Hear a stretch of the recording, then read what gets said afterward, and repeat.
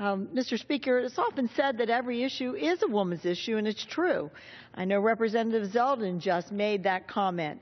And when we talk about tax reform for our small businesses, this directly impacts 30% of small business owners who are women. And when we talk about repealing Obamacare's harmful 30-hour rule, that is depressing hours and wages, we do so with the knowledge that the majority of those harmed by this rule are women. And when we talk about preserving and protecting the American dream for future generations, we do so. I hope that young girls like my granddaughters would be able to live a life that they choose for themselves, not that someone else chooses for them. For me, this topic is deeply personal. I spent the first years of my life living in public housing, the daughter of parents with no more than a ninth grade education. I know how matters of poverty acutely impact women because I lived it.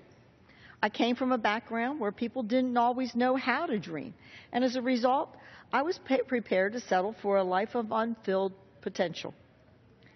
I had started to believe that as a young woman growing up in the 50s and the 60s who literally lived on the other side of the tracks, that maybe the American dream wasn't for me.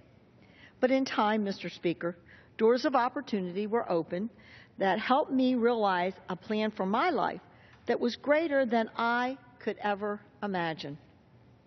I became the first person in my family to earn a college degree.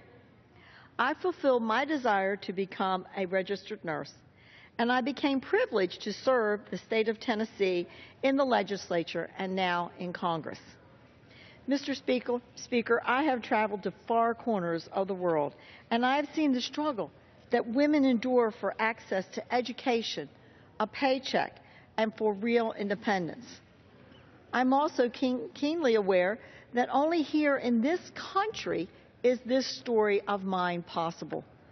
Only here could someone like me go from living in the halls of public housing to serving in the halls of the United States Congress. And that's why we call this the American dream.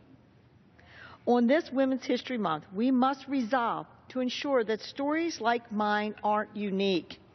The work we do here in Congress must reach today's young women with the truth of the God-given gifts waiting to be used, and that the American dream is theirs to share as well. I again thank Congressman Zeldin for bringing us together for this important conversation, and I yield back the balance of my time.